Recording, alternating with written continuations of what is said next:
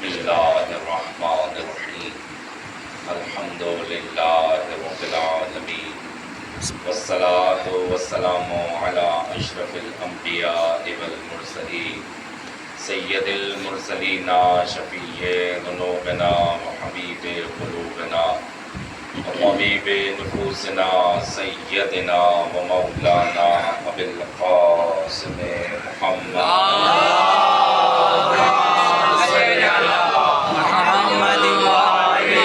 محمد جل فرجہم. قال اللہ تبارک و تعالی فی محکم کتابہ المجید وفرقانہ الحمید بسم اللہ الرحمن الرحیم یوم ندعو کل اناس بامامہم صلوات. اللہم صلی علی محمد وآل محمد وجل فرجہم.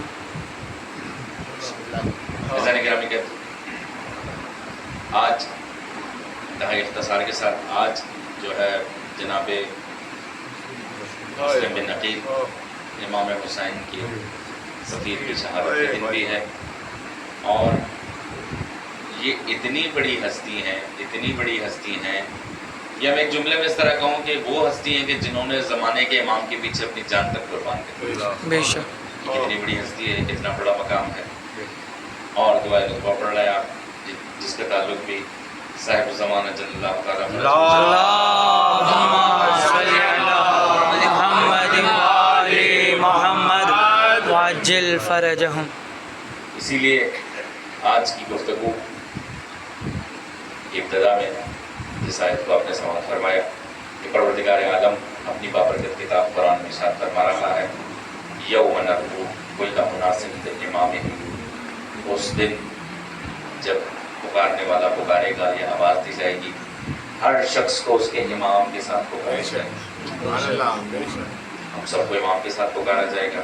بہت سے لوگ تو امام کو مانتے ہی نہیں ہیں، پھر کیسے پکارا جائے گا؟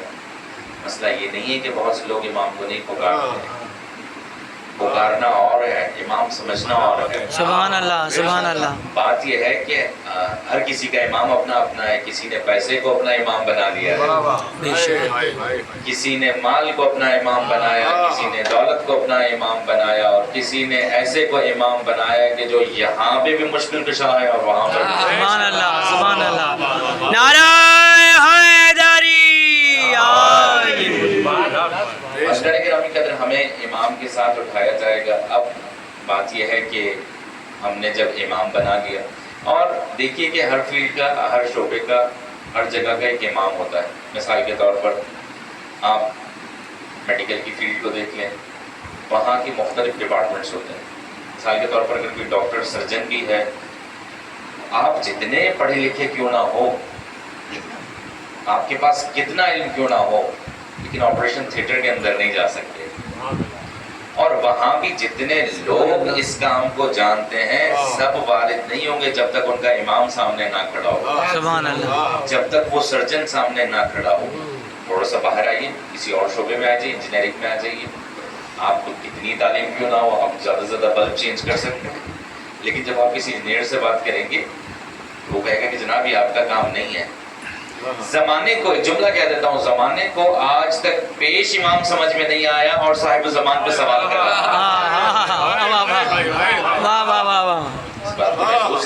سبحان اللہ. میں کیا کہہ رہا ہوں، آج آ کر جو ہے پیش امام پہ سوال شروع ہو گئے. بھائی پہلے اس کے مقام کو سمجھیے. یہ آپ کو لے کے جائے گا صاحب زمان کی طرف، یہ امام آپ کو اس امام کی طرف لے کے جائے گا. اپنے سامنے والا سمجھ میں نہیں آ رہا، اسے جو دکھائی نہیں دے رہا، تو یہ کیسے ممکن ہوگا؟ تھوڑا سا وسعت پیدا کیجیے. ہوا کیا، پرابلم کیا ہوئی؟ علماء سے اجازت چاہتے ہوئے مسئلہ کیا ہوا؟ یہ مثال کے طور پر میں نے یہ 2-4 شعبے آپ کی خدمت میں پیش کر دیے. ایک بچہ پری میڈیکل کا اسٹوڈنٹ ہے، ابھی وہ ڈاکٹر بنا نہیں ہے، گیا گاؤں دیہات سے باہر نکلا، پری میڈیکل یعنی ابھی 12ویں کلاس میں آئے گا. ایسا ہی ہے، صحیح کہہ رہا ہوں. اب وہ گیا، جیسے ہی واپس آیا، ہاسٹل میں رہ رہا تھا، گاؤں دیہات میں واپس آیا تو لوگوں نے کہا ڈاکٹر صاحب فلاں کو فلاں بیماری ہو گئی، کوئی دوا دے دے. اب ڈاکٹر خود پریشان، کچھ پڑھوں تو بتاؤں. اب اس کو جو سمجھ میں آیا، پیناڈول تو سب کو ہی سمجھ میں آ جاتی ہے، اس نے بتا دیا. بہت توجہ رکھیے گا. ایک پری انجینئرنگ کا اسٹوڈنٹ ہے, اس کو کچھ پتہ ہی نہیں ہے بیچارہ, ابھی تعلیم کے دے سے بھی واقف نہیں ہے, ابھی گھر سے باہر قدم نکلا تھا, کچھ عرصہ ہاسٹل میں رہا, چھٹیوں پہ واپس آیا, لوگوں نے پوچھا کہ انجینئر صاحب یہ بلب جل گیا ہے کیسے جلے گا؟ اب جلا ہوا کیسے جلے گا, وہ تو پھر کیا جواب دے اس کا, یہ جل گیا یہ کیسے جلے گا, یہ پنکھا کیسے چلے گا؟ اچھا مجھے ایک بات بتائیے, پری میڈیکل کا اسٹوڈنٹ اتنا قابل ہو گیا کہ آپ اسے ڈاکٹر کہتے ہیں, پری انجینئرنگ کا اسٹوڈنٹ اتنا قابل ہو گیا کہ آپ اسے انجینئر کہتے ہیں, اور دین اتنا لاوارث ہو گیا کہ جو سالہ سال پڑھ کے آتا ہے اس کے آپ کہتے ہیں کہ آپ یہ کیا بتا رہے ہیں, ہم بتائیں گے. یہ پرابلم کہاں سے شروع ہوئی؟ یعنی آپ نے ہر فیلڈ کو اس کا مقام دے دیا, نہیں دے سکے تو دین کو نہ دیا. بہت معذرت کے ساتھ, بات کڑوی لگے تو معذرت چاہتا ہوں, ایک صلوات پڑھ دیجیے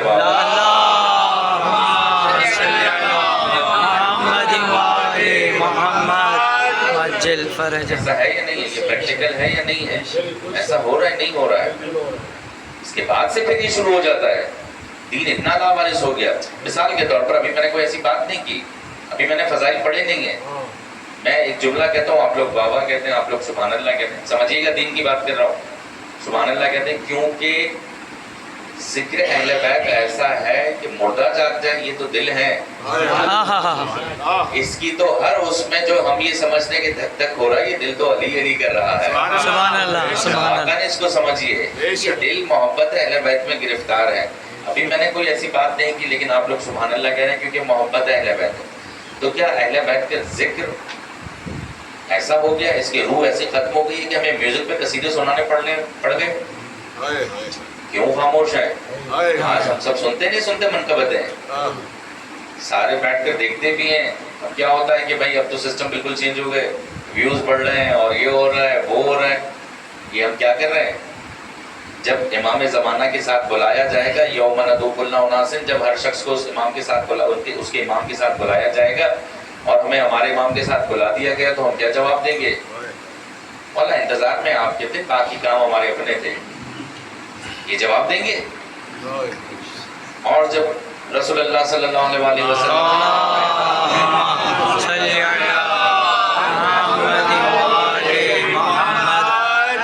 بس میں بیٹھے ہوئے فرمایا, کل رات کو میں نے جہاں مجلس چھوڑی تھی کچھ تذکرہ اس کو آگے بڑھا دیتا ہوں, کہ بہرحال آج میں نے کہا کہ ایسی مناسبت ہے کہ وقت کے امام کا ذکر ہونا چاہیے. بہرحال جب فرمایا کہ ایک وقت ایسا آئے گا کہ لوگ ہواؤں میں اڑیں گے تو لوگ پریشان ہو گئے, ہم نے تو آج تک پرندوں کو اڑتے دیکھا ہے, لوگ کیسے اڑیں گے؟ کہا ایک زمانہ آئے گا لوگ اڑیں گے, ایک زمانہ آئے گا مشرق والے مغرب والوں کو دیکھیں گے, مغرب والے مشرق والوں کو دیکھیں گے. کہا کیسے دیکھیں گے؟ کہا ایک شیشے کا صندوق ہوگا, اس میں دیکھیں گے, اور پریشان ہو گئے کہ یہ کیسے ممکن ہے. آج آپ دیکھیے کہ آپ کو یہ مثال دی تھی, آج آپ دیکھیے کہ میرا بھائی اگر امریکہ میں بیٹھا ہوا ہے تو میں اس سے آن لائن بات کرتا ہوں, اس کی شکل بھی دیکھ رہا ہوں, اس کی آواز بھی سن رہا ہوں. بالکل وہ کتنے میل دور بیٹھا ہوا ہے مجھ سے, لیکن میں دیکھ بھی رہا ہوں, سن بھی رہا ہوں, وہ مجھے دیکھ رہا ہے, مجھے سن رہا ہے. یہ سب کچھ ہوا نہیں ہوا. پھر جب اس زمانے کے لوگوں نے وہ باتیں سنی, تھوڑا سا پریشان ہوئے کہ وہ کون مخلوق ہوں گے, کیا لوگ ہوں گے جو ہواؤں پہ اڑیں گے, ادھر کے لوگ ادھر والوں کو دیکھ رہے ہوں گے, سن بھی رہے ہوں گے, یہ سب کیسے ممکن ہوگا. اس میں سے ایک شخص نے کہا, اس مجمع سے ایک شخص نے کہا کہ یا رسول اللہ کتنے خوش نصیب ہوں گے, ہم جو مہینوں کا سفر کرتے ہیں وہ ہواؤں میں اڑتے ہوئے کچھ ساعتوں میں کر دیں گے. ہم اپنا پیغام پہنچانے کے لیے کتنا مشکل اور تگ و دو کا شکار ہو جاتے ہیں, وہ لمحوں میں اپنا پیغام پہنچائیں گے. فرمایا کہ خوش نصیب اپنی جگہ, لیکن تم سے زیادہ پریشان ہوں گے. یا رسول اللہ اتنے ترقی یافتہ لوگ اور پریشان ہوں گے.